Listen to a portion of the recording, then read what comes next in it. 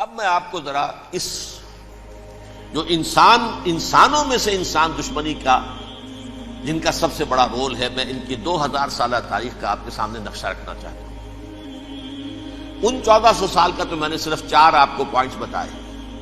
موسیٰ سے عیسیٰ تک 1400 برس علیہم الصلوۃ والسلام، 2 مرتبہ عروج، 2 مرتبہ زوال، اشیریوں کے ہاتھوں پٹوائی، بابلیوں کے ہاتھوں پٹانا، گریکس کے ہاتھوں مرمت، رومنس کے ہاتھوں مرمت۔ یہ جو 2000 سال ہے، کیونکہ اب تو ظاہر بات ہے 21ویں صدی شروع ہو گئی، 20 صدیاں حضرت مسیح کو پوری ہو گئی۔ پہلی بات نوٹ کیجئے، حضرت مسیح کی پیدائش ہے سن 1 قبل مسیح۔ یہ نقطہ آپ نے کبھی سنا ہے یا نہیں؟ جب ملینیم کا سلسلہ شروع ہوا تھا پچھلے سال، تو میں نے بیان کر دیا تھا کہ ایک عجیب حساب کے اندر انہوں نے غلطی کی ہوئی ہے۔ حضرت مسیح کی پیدائش ہوئی 25 دسمبر کو، سن انہوں نے شروع کر دیا، جو اس کے بعد جنوری آئی تو پہلا سال شروع ہو گیا۔ اگر جنوری سے پہلا سال شروع ہوا تو یہ 6 دن جو ہے تو اس کے پچھلے سال میں تھے، لہذا کہا جائے گا کہ Jesus Christ was born 1 year before Christ, BC۔ تو 1 قبل مسیح میں حضرت مسیح کی پیدائش ہوئی۔ یہ آخری اسرائیلی نبی اور رسول۔ یہودی علماء کی مخالفت، دشمنی، سولی پر چڑھوا دینا میں بیان کر چکا ہوں۔ سن 33 عیسوی میں، جبکہ حضرت مسیح کی عمر 33 برس تھی، اللہ تعالیٰ نے انہیں زندہ آسمان پر اٹھا لیا، لیکن یہودیوں نے اپنے خیال کے مطابق انہیں سولی پر چڑھوا دیا، ان کی موت واقع ہوئی۔ اگرچہ اس کے بعد یہ اختلاف ہے ان میں، یہودی کہتے ہیں وہ سولی پر چڑھ گیا، ختم ہوا، مر گیا۔ عیسائی کہتے ہیں نہیں، انتقال ہوا ہے مسیح کا صلیب پر، لیکن پھر وہ دوبارہ زندہ ہو گئے ہیں۔ ان کی لاش ایک غار میں رکھ دی گئی تھی، وہاں ریزریکشن ہو گیا، ان کا باعث بعد الموت وہی ہو گیا، اور پھر انہیں اللہ نے زندہ آسمان پر اٹھا دیا۔ تو ہمارے اور عیسائیوں کے درمیان نوٹ کر لیجئے، یہ چیز مشترک ہے کہ حضرت مسیح آسمان پر زندہ اٹھائے گئے۔ فرق کیا ہے؟ وہ سمجھتے ہیں کہ سولی دیے گئے، سولی پر مرے، پھر زندہ ہوئے، پھر گئے۔ ہم سمجھتے ہیں کہ نہیں، وما صلبوہ وما قتلوہ، انہوں نے نہ صلیب دے سکے انہیں اور نہ انہیں قتل کر سکے، بل رفعہ اللہ الیہ، اللہ نے اٹھا لیا۔ پھر ہمارا اور یہ اس کا عیسائیوں کا ایک اور اتفاق ہے، سیکنڈ کمنگ آف جیسس، حضرت مسیح دوبارہ آئیں گے۔ یہ عیسائیوں کا بھی عقیدہ ہے اور ہمارا بھی۔ بہرحال تو جیسا کہ میں نے عرض کیا کہ اس وقت یہ عذاب استیصال، عذاب اکبر کے مستحق ہو چکے تھے، لیکن اللہ نے ان کی مدت دراز کی ہے۔ لیکن ان پر دنیاوی عذاب کا ایک کوڑا جو ہے اللہ تعالی کی طرف سے اسی وقت برسا، دنیاوی عذاب دنیا میں رہتے ہوئے، ختم نہیں کیا۔ 37 برس بعد، حضرت مسیح کے رفع سماوی کے 37 برس بعد، سن 70 میں یہودیوں نے بغاوت کی رومیوں کے خلاف۔ رومی ٹائٹس جنرل تھا ایک، اس نے پھر جو حملہ کیا ہے، 1,33,000 یہودی ایک دن میں قتل کیا یروشلم میں، اور ہیکل سلیمانی گرا دیا۔ وہ ہیکل پہلے بھی گرا تھا، پہلے 1400 سال کے دوران میں بھی نبوکڈنیزر نے گرایا تھا، لیکن پھر اس کے 150 سال بعد انہوں نے دوبارہ بنا لیا تھا، اس لیے وہ اسے سیکنڈ ٹیمپل کہتے ہیں۔ پہلا ٹیمپل جو حضرت سلیمان نے بنایا تھا، نبوکڈنیزر نے گرا دیا 587 قبل مسیح میں، پھر دوبارہ انہوں نے 150 سال کے بعد بنا لیا۔ وہ اس تاریخ کا حصہ ہے، میں نے جس کے بارے میں آپ کو تفصیل نہیں بتائی۔ اس میں یہ ہوا سن 70 میں وہ گرا دیا گیا، وہ آج تک گرا پڑا ہوا ہے۔ نمبر 2، یہ کہہ دیا گیا کہ یہودیوں اس ارض فلسطین سے نکل جاؤ، تم یہاں نہیں رہ سکتے اب۔ لہذا جس کا جہاں سینگ سمایا چلا گیا، یورپ میں چلے گئے، ایشیا میں آ گئے، عرب میں آ گئے، یہ 3 قبیلے جو رات بھی میں نے عرض کیا تھا، بنو قینقاع، بنو نذیر اور بنو قریظہ، یہ وہاں سے آ کے مدینے میں آباد ہو گئے۔ جس کا جہاں سینگ سمایا، افریقہ میں، ہندوستان میں، جہاں چلے گئے، ڈایاسپورا اسے کہتے ہیں، وہ آپ نوٹ کر لیجیے اس لفظ ڈایاسپورا، ہمارا دور انتشار، جبکہ ہمیں ہماری اصل سرزمین تو فلسطین ہے، حضرت ابراہیم کا مسکن، حضرت اسحاق حضرت یعقوب کا مسکن فلسطین، یہ ہے ہماری اصل جاگیر، یہ تو ہماری جدی پشتی جاگیر ہے، لیکن یہاں سے نکال دیے گئے سن 70 عیسوی میں، اور وہاں سے لے کے 1917 تک ان کا ڈایاسپورا جاری رہا۔ یہ دور انتشار ہے۔ اس دور انتشار کے اب چند حصے ہیں جس کو میں چاہتا ہوں کہ آپ علیحدہ علیحدہ سمجھ لیں۔ دور انتشار کا جو پہلا جو ہے تقریباً 300 برس، رومی حکمران تھے، وہ یہودیوں کے بھی دشمن تھے اور عیسائیوں کے بھی دشمن تھے، عیسائی اور یہودی ایک دوسرے کے بھی دشمن تھے، لیکن رومی سمجھتے تھے کہ یہ ایک ہی تھیلی کے چٹے بٹے ہیں۔ رومیوں کے نزدیک عیسائی بھی یہودیوں ہی کا ایک فرقہ تھے، کوئی علیحدہ مذہب تو تھا ہی نہیں، لہذا رومی جو ہیں رومنز وہ ان دونوں کو ستاتے تھے، مارتے تھے، اور یہ آپس میں لڑتے تھے، یہودی عیسائیوں کو مارتے تھے، عیسائی یہودیوں کو مارتے تھے۔ یہ ہے 300 برس تک کی تاریخ۔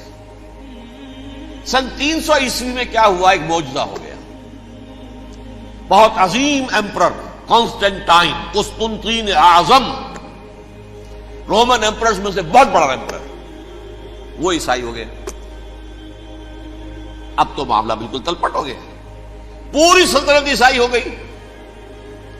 اب عیسائیوں کے عیش ہو گئے اور یہودیوں پہ مار پڑنی شروع ہوئی۔ اب عیسائیوں کا آپ خود سوچئے کہ جنہیں وہ خدا بنا بیٹھے ہیں، خدا کا بیٹا قرار دے رہے ہیں، ان کے قاتل کون؟ یہودی بدماش۔ لہذا ان کی وہ پٹائی شروع ہوئی ہے یورپ میں، پوری رومن امپائر میں انہیں ذلیل کیا گیا، شہروں میں آمد بند، علیحدہ رہو، گھیٹوز کے اندر رہو۔ یہودی کا نام جو ہے وہ گالی بن گیا، جیسے آج بھی یہودی گالی کہتے ہیں، جیسے خنزیر کا لفظ، آخر وہ بھی اللہ کی مخلوق ہے، لیکن آپ کو معلوم ہے کوئی شخص زبان پر نام نہیں لانا چاہتا خنزیر کا، سور کا، ہے تو مخلوق، وہ بھی ایک حیوان ہے۔ ایسے ہی یہ ہے یہودی گالی، گیوٹ گالی۔ لہذا ایک طرف تو ان دونوں کے درمیان دشمنی، جس کو قرآن کہتا ہے وَأَغْرَيْنَا بَيْنَهُمُ الْعَدَاوَةَ وَالْبَغْضَاءَ، ہم نے ان کے مابین دشمنی جو ہے پیدا کر دی ہے۔ اور جب یہ پوری سلطنت عیسائی ہو گئی تو قافیہ تنگ ہو گیا یہودیوں کا۔ اب آئیے 571 عیسوی، یعنی جبکہ ڈایاسپورا کو کتنا عرصہ ہو چکا تھا؟ 500 برس۔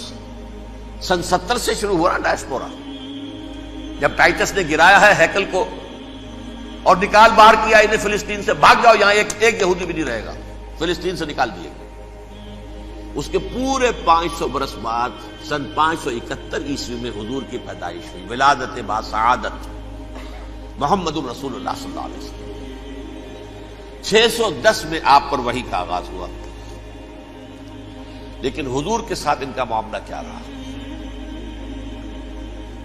اول تو جبکہ حضور ابھی مکے ہی میں تھے، یہودیوں نے ریشہ دوانیاں شروع کر دی حضور کے خلاف۔ قریش مکہ کو سکھاتے تھے، پڑھاتے تھے، ان سے یہ پوچھو، ان سے یہ پوچھو، انہیں اس طرح تنگ کرو، ان سے یہ امتحان لو، یہ آپ کے علم میں ہے۔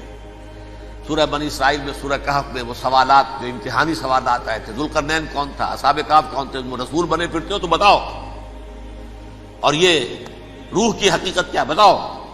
یہ ساری ریشہ دوانیاں کر رہے تھے بیٹھے ہوئے، ابھی وہیں پر حضور ابھی پہنچے بھی نہیں۔ ہجرت فرما کر حضور تشریف لے آئے تو حضور نے، جسے ماسٹر سٹروک کہا جائے گا، یعنی اسٹیٹس مین شپ کا ماسٹر سٹروک، آپ نے مدینے میں آتے یہودیوں کے ساتھ پیکٹ کر دیا، جوائنٹ ڈیفنس پیکٹ آف مدینہ، کہ اگر مکے والے ہم پر حملہ کریں گے تو ہم مل جل کر ایک قوم کی حیثیت سے مقابلہ کریں گے۔ یہ میثاق مدینہ کہلاتا ہے، جس کے بہت غلط معنی پہنائے جا رہے ہیں آج کل۔ بہرحال میں موضوع میرا چونکہ یہ نہیں، میں ادھر نہیں جاؤں گا، لیکن ہوا کیا؟ ہر مرتبہ یہ خیانت کے مرتکب ہوئے، ان نے جو عہد کیے تھے ان سے پھرے، اندر ہی اندر سازش، ریشہ دوانی، حضور کی بدترین دشمنی۔ سورہ نساء کی آیت نمبر 12 میں 13 میں فرمایا ہے لا تزال تطلع علی خائنۃ منہم، اے نبی ہمیشہ آپ کے علم میں ان کی طرف سے خیانتیں، بددیانتیاں آتی رہیں گی.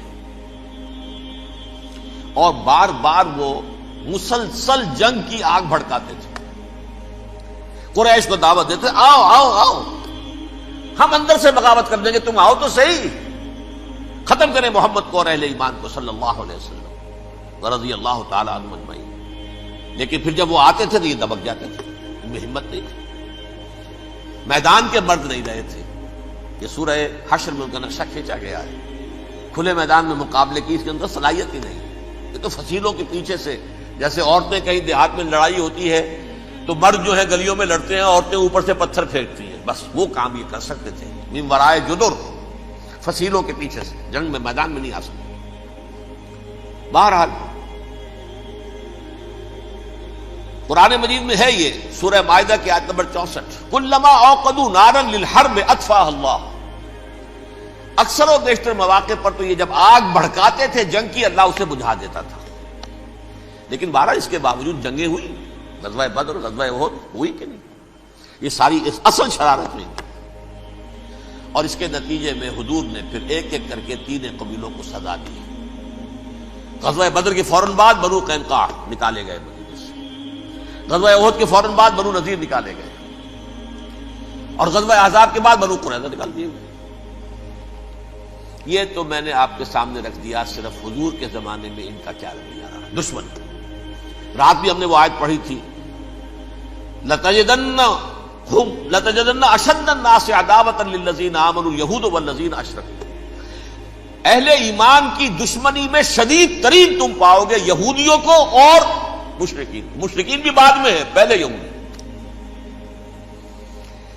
حضور کے بعد کیا ہوا اب یہ نوٹ کیجئے، یہ ان کی تاریخ کا دوسرا دور. حضرت عمر رضی اللہ تعالیٰ عنہ کا عہد خلافت ہے. بیت المقدس کا محاصرہ کیا گیا، فصیل بڑی اونچی، شہر اندر سے سیلف سفیشینٹ، حملے کا راستہ کوئی نہیں. محاصرہ طول کھینچ رہا ہے لیکن ان کے پاس رسد بھی موجود ہے، پانی بھی موجود ہے، وہ دروازے بند کر کے بیٹھے ہوئے. بالآخر اللہ تعالیٰ کی مشیت کا ظہور کیسے ہوا؟ ان کے کچھ علماء آئے فصیل پر، کہا دیکھو مسلمانوں، تم قیامت تک بھی یہاں پڑے رہو گے محاصرہ کر کے، ہمارا یہ شہر فتح نہیں ہوگا. ہاں ایک درویش بادشاہ کے ہاتھوں یہ شہر فتح ہونا ہے، لیکن تمہارے اندر ہمیں وہ نظر نہیں آ رہا. ابو عبیدہ بن الجراح رضی اللہ تعالی عنہ امین هذه الامہ، ان کا فوراً ذہن گیا وہ درویش بادشاہ مدینے میں بیٹھا ہوا ہے عمر رضی اللہ تعالی. اب ایک اور عمر بھی ہے جو قندھار میں بیٹھا ہے. نقشہ وہی ہے، سادگی کی حد تک نقشہ وہی، بالکل وہی، اپنی آنکھوں سے دیکھا ہے وہی سادگی. عمر اول، عمر ثانی تھے عمر بن عبد العزیز.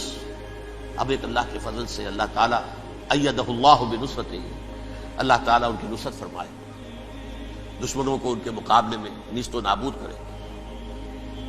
انہوں نے ریکویسٹ بھیج دی کہ حضور تشریف لائیے، یہ شہر فتح ہو جائے گا.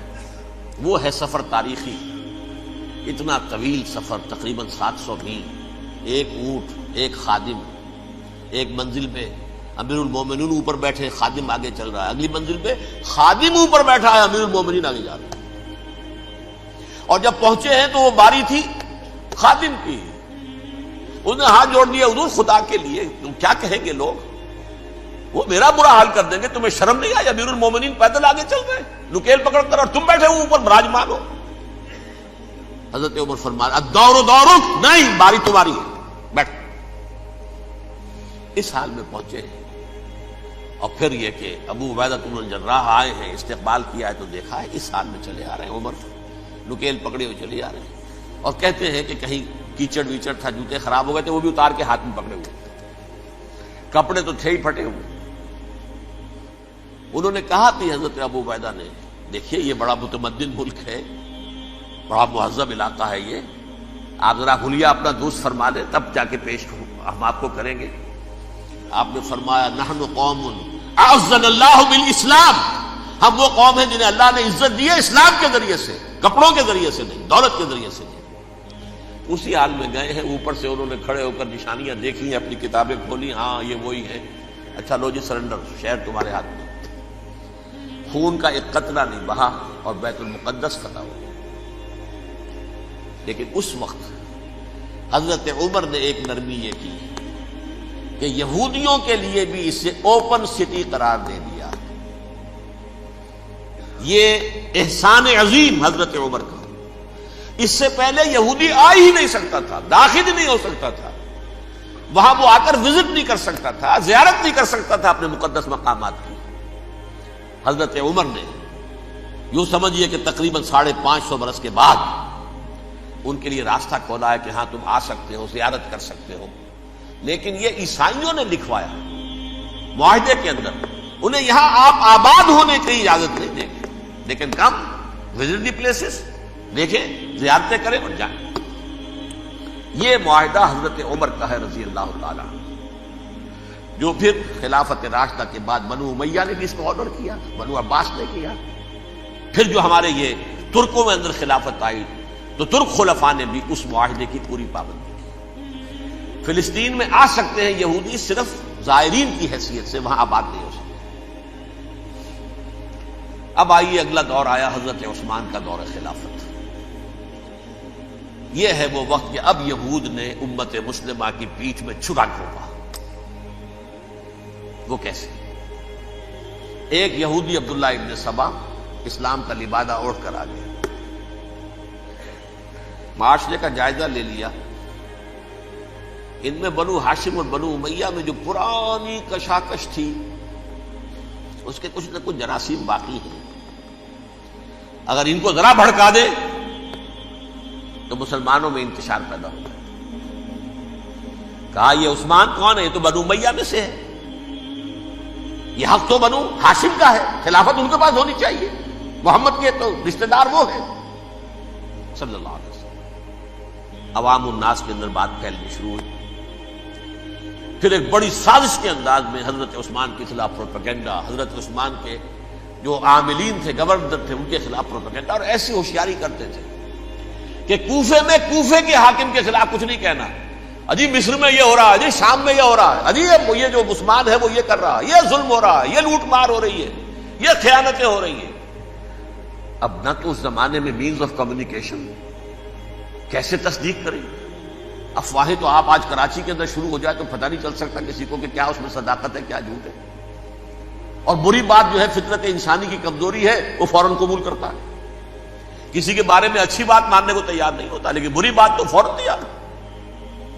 بہرحال یہ فتنہ انہوں نے اٹھایا، حضرت علی کی الوہیت کا فتنہ اٹھایا، حضرت عثمان کے خلاف الفتنۃ الکبریٰ برپا کیا، حضرت عثمان شہید ہوئے۔ اس کے بعد 5 برس تک مسلمان ایک دوسرے کی گردنیں کاٹتے رہے، باہمی خانہ جنگی ہوئی، امت کو وہ زخم لگایا ہے جو آج تک جس سے خون رس رہا ہے۔ یہ شیعان عثمان اور شیعان علی تھے جو بعد میں پھر سنی اور شیعہ ہو، اور آج تک